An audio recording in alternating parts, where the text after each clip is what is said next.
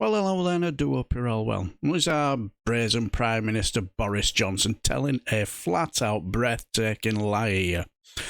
Well, after our Bodge Jobson had come back from his meeting with world leaders, you know, where he thought that ripping off his shirt to try and impress his boss Putin would get him all wobbly at the knees. Instead, all he managed to do was to put Ursula von der Leyen off her food and embarrass the country with his antics.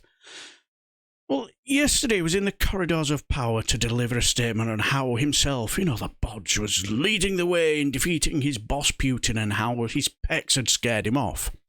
Well, SNP MP Joanna Cherry asked him, our Prime Minister, what does all the world leaders think about us wanting to, you know, break international law in a limited and specific way?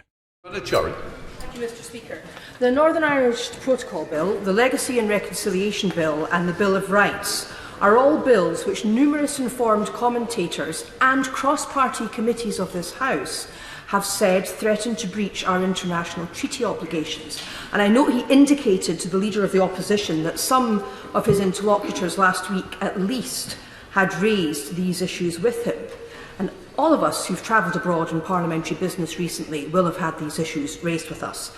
So can he tell us exactly what concerns were raised with him over the last week about his government's disrespect for the international rule of law and human rights, and what he's going to do about it?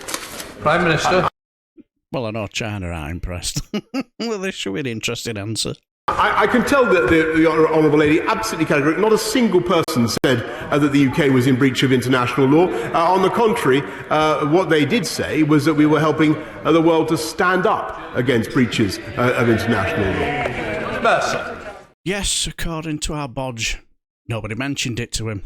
Not even our Ursula von der Leyen. Well, why would she when she's struggling to hold down the contents of her stomach as our Bodge is trying to rip off his shirt and flex his pecs?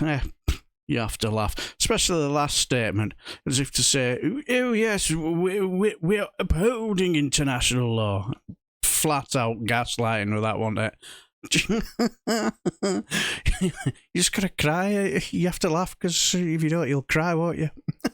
Right, I shall leave the video here. Until the next time, I shall bid you farewell, and I'm so sorry for implanting the Bodge flexing his pecs into your brain.